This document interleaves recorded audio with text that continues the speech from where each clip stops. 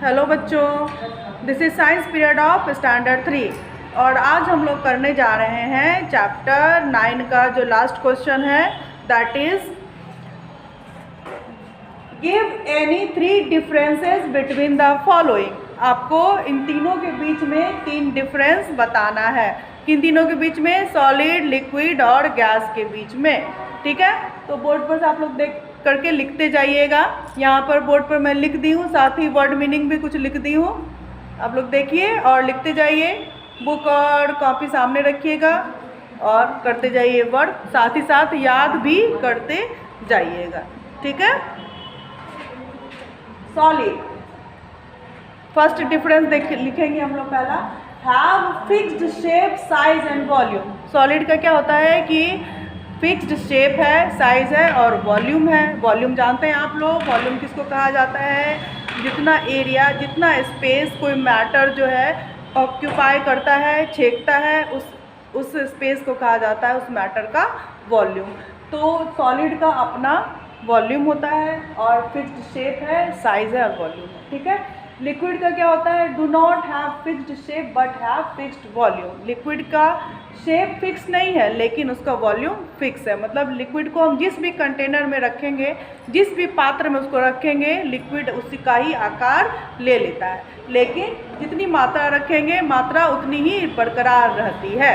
ठीक है। जैसे कि आप किसी ग्लास में पानी रखिएगा, आप ये करके नाप के रखिए पानी, और उस पानी, एक गिलास पानी रखिए और उस पानी को आप ग्लास में रखें तो ग्लास के आकार का, और पानी को जो है आप टब में डाल दीजिएगा तो टब के आकार का हो जाए, लेकिन उसकी मात्रा जो है वही रहेगी। ठीक है। लेकिन जिस कंटेनर में उसको रखेंगे उसका रूप ले लेगा। अब गैस में क्या होता है कि गैस के पास अपना ना ही फिक्स्ड शेप है और ना ही इसका फिक्स्ड वॉल्यूम है। ठीक। अब देखिए दूसरा हम लोग डिफरेंस देखते हैं। सॉलिड्स वाले कॉलम में, they do not flow. Solid जो है ये फ्लो नहीं करता है, बहता नहीं है, और लिक्विड जो है दे फ्लो। लिक्विड क्या करता है? फ्लो करता है। और gas, they flow more easily than liquid. Gas जो है लिक्विड से ज़्यादा तेज़ी में ये फ्लो करता है। ठीक है, बहुत आसानी से फ्लो करता है। अब सॉलिड का हम लोग देखेंगे तीसरा point, molecules are closely packed. Solid का जो मॉलिक्यूल होता है ये क्लोजली पैक्ड होता है, मतलब कि बहुत ही मजबूती से इसका मॉलिक्यूल्स आपस में चिपका हुआ रहता है। बहुत बार तुम लोग को बताया भी है, जब क्लास में उसमें भी बताए हैं, इससे पहले जो क्वेश्चन आंसर करवाया गया उसमें भी बताया गया है। ठीक है। तो अब जो है लिक्विड का देखेंगे दूसरा, ये तीसरा जो है difference, molecules are loosely packed. Liquid का जो मॉलिक्यूल्स होता है वो लूजली पैक्ड होता है, मतलब कि उतना मजबूती से चिपका हुआ नहीं रहता है। ठीक है। इसके बीच में स्पेस होता है, इसको कहा जाता है इंटरमॉलिक्यूलर स्पेस। अब देखिए गैस का क्या होता है, molecules are very loosely packed. इसका जो मॉलिक्यूल्स है ये वेरी लूजली पैक्ड है, मतलब कि बिखरा हुआ है। एक मॉलिक्यूल दूसरी तरफ, दूसरा मॉलिक्यूल दूसरी, इस तरह से ये स्कैटर्ड होता है, बिखरा हुआ होता है, तो कहा जाता है वेरी लूजली पैक्ड। और इनके मॉलिक्यूल्स के बीच में इंटर मॉलिक्यूलर स्पेस ज़्यादा होता है। ठीक है। तो ये हो गया आपका 3 डिफरेंस सॉलिड, लिक्विड और गैस में। आई थिंक बहुत सारे बच्चे को याद भी होगा क्योंकि बहुत बार ये बताया जा चुका है, फिर भी आप लोग इसको देखिए, लिखिए और याद कर लीजिएगा। ठीक है। अब आते हैं हम लोग वर्ड मीनिंग्स पर। कुछ वर्ड मीनिंग्स यहाँ पर मैं लिख दी हूँ।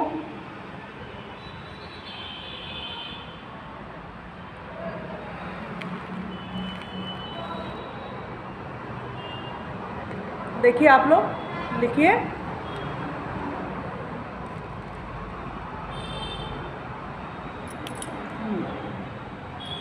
पहला पे आइए वर्ड मीनिंग पे, negligible, NEGLIGIBLE, NEGLIGIBLE, negligible. Negligible क्या पढ़ेंगे इसको? नेग्लिजिबल। इसका मतलब होता है नहीं या बहुत कम। कम, इसको नगण्य भी कहा जाता है। ठीक है ना, नहीं या बहुत कम। अब उसके बाद देखते हैं कॉम्प्रेसिबिलिटी, COMPRESSIBILITY, कॉम्प्रेसिबिलिटी। कॉम्प्रेसिबिलिटी इसका मतलब होता है दबाव, ठीक है। Negligible, compressibility, first word is negligible, second word is compressibility, ठीक। अब आते हैं हम लोग फिजिकल चेंज, PHYSICAL, फिजिकल। क्या पढ़ेंगे इसको? Physical. CHANGE, change, physical change. इसका मतलब होता है भौतिक बदलाव, मतलब कि किसी भी पदार्थ में ऐसा बदलाव आना जिससे कि उसका मूल रूप बरकरार रहे लेकिन उसका शेप में, अवस्था में बदलाव भरे हो जाए। जैसे कि पानी से बर्फ़ बनता है, ठीक है ना। पानी से बर्फ़ बना तो उसका जो वाटर का जो स्टेट है वो लिक्विड स्टेट है, स्टेट में चेंज हो गया, ठीक। बर्फ़ बन गया, क्या, सॉलिड स्टेट में आ गया पानी। लेकिन जब वो बर्फ़ पिघलेगा तो वापस वो पानी में बदल जाएगा। तो ऐसा जो बदलाव होता है इसको कहा जाता है फिजिकल चेंज, मतलब कि इसमें किसी भी नए पदार्थ का फॉर्मेशन नहीं होता है। हिंदी में कहते हैं उसको भौतिक बदलाव, ठीक। अब दूसरा बदलाव होता है केमिकल चेंज, CHEMICAL, इसको क्या पढ़ते हैं? Chemical, CHANG, change. इसको कहा जाता है रासायनिक बदलाव, कि पदार्थ में ऐसा बदलाव जिससे कि वो एक नए रूप में बदल जाता है। जैसे कि लकड़ी जलता है या फिर पेपर जलता है तो वो ऐश में यानी कि राख में बदल जाता है, ठीक है। तो इस तरह से उससे एक नया चीज़ बन गया, नई चीज़ का निर्माण हो गया। तो ऐसा बदलाव को कहा जाता है केमिकल चेंज, यानी कि रासायनिक बदलाव, जिससे कि पदार्थ अपना मूल रूप को खो देता है, ठीक, नए रूप में बदल जाता है। अब देखिए उसके बाद देखते हैं soluble, SOLUBLE, soluble, SOLUBLE, soluble मतलब घुलनशील, ठीक। वैसा चीज़ जो पानी में घुल जाए उसको कहा जाता है सॉल्यूबल। जैसे कि सॉल्ट है और शुगर है, बहुत आसानी से आप लोग उसको पानी में डाल करके एक चम्मच डालिए और उसको चम्मच से मिलाते रहिए, तो क्या होगा, थोड़ी देर में आपको उसका पार्टिकल्स दिखेगा नहीं। क्यों? क्योंकि वो पानी में घुल गया। तो वैसा चीज़ जो पानी में घुल जाए उसको कहा जाता है सॉल्यूबल, यानी घुलनशील, ठीक। अब इस साइड आते हैं हम लोग, देखिए इस साइड इनसॉल्यूबल, INSOLUBLE, इनसॉल्यूबल, इसका मतलब होता है अघुलनशील, जो कि पानी में ना घुले। जैसे मड है, ठीक है, सैंड है, चॉक है, ये सब पानी में घुलता नहीं है, ठीक। उसके बाद है वर्ड नंबर 7 में है फ्लूइड्स, FLUIDS, फ्लूइड्स। क्या बोलते हैं? फ्लूइड्स। इसको हिंदी में कहा जाता है तरल पदार्थ।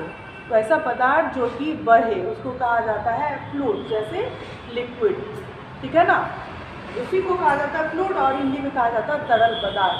उसके बाद देखिए सॉल्यूट, SOLUTE, सॉल्यूट। सॉल्यूट का मतलब होता है विले, वैसा सॉलिड जो पानी में घुल जाए उसको कहा जाता है सॉल्यूट, ठीक। उसके बाद है सॉल्वेंट, सॉल्वेंट को हिंदी में कहा जाता है विलायक, विलायक मतलब कि वैसा लिक्विड जिसमें कि सॉल्यूट घुल जाए, ठीक, जिसमें सॉलिड घुल जाए। जैसे पानी, पानी है ना, पानी को यूनिवर्सल सॉल्वेंट कहा जाता है क्योंकि उसमें मैक्सिमम चीज़ जो है घुल जाता है, ठीक। उसका हिंदी मीनिंग होता है विलायक।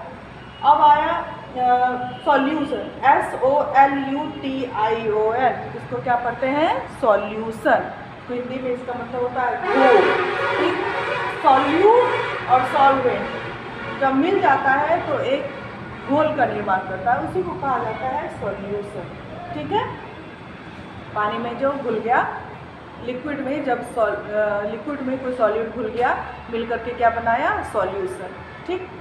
उसके बाद है स्टेट्स, STATES, स्टेट्स का मतलब होता है अवस्थाएं। स्टेट्स मतलब अवस्थाएं।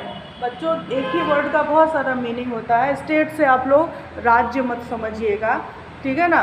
ये यहाँ स्टेट जो है, ये स्टेट का मतलब होता है अवस्थाएं, पदार्थ का रूप, ठीक, अवस्थाएं, STATES, अवस्थाएं।